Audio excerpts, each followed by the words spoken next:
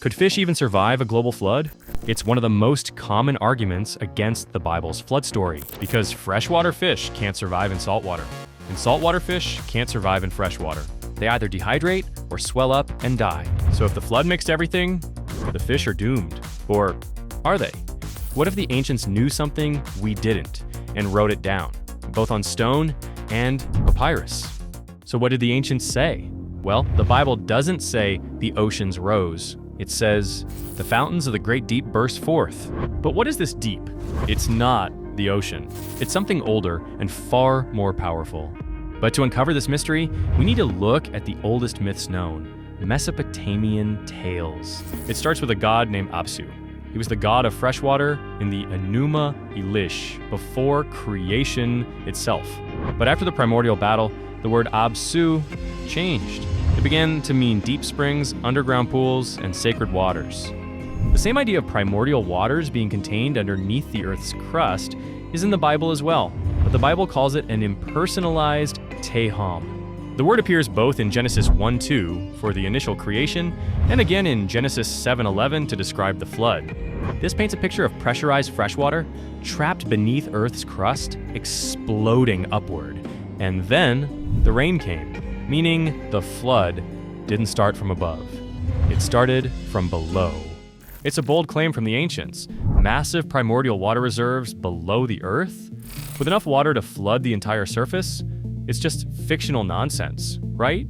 As it turns out, we've recently discovered oceans worth of water locked beneath the Earth, bound in minerals like ringwoodite. Some scientists estimate that it could even be 3 times our current ocean's worth of water. So, how did the ancients, 3,000 to 5,000 years ago, predict the results of modern scientific studies? It's a wild connection, but we got way off track. How on earth does this relate to the fish? As we discussed, saltwater fish can't survive in freshwater, and vice versa. So if the flood mixed everything, the fish are doomed. But what if it didn't? And what if science, merged with these ancient texts, can explain how? In river deltas and lakes around the world, such as the Mississippi River Delta and Jellyfish Lake, freshwater and saltwater don't fully mix, they layer. When this happens, they're often known as Mero-what lakes, where freshwater stays stratified on the surface, with saltwater at the bottom. This is the only way fish from both environments could survive, and it's exactly what the Bible describes: freshwater bursting forth onto the land from the ground and rainfall and flooding the earth. So, while it's likely there was some mixing, there also would certainly have been some Mero-what separation, where fish would be able to survive. If you learned something, take a minute to like and subscribe. But now, let's do a recap. In conclusion, the ancients knew about subterranean fresh water long before modern geology.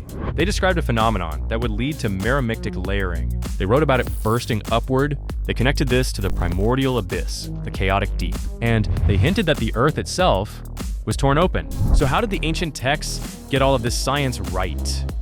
This alone isn't proof of a global flood, but it does beg the question: did the ancients know more than we think? If you made it this far, we appreciate your curious mind. And if you're a seeker of truth, don't forget to check out our other mind-blowing content, where we merge ancient texts with modern science. We'll see you at the next video.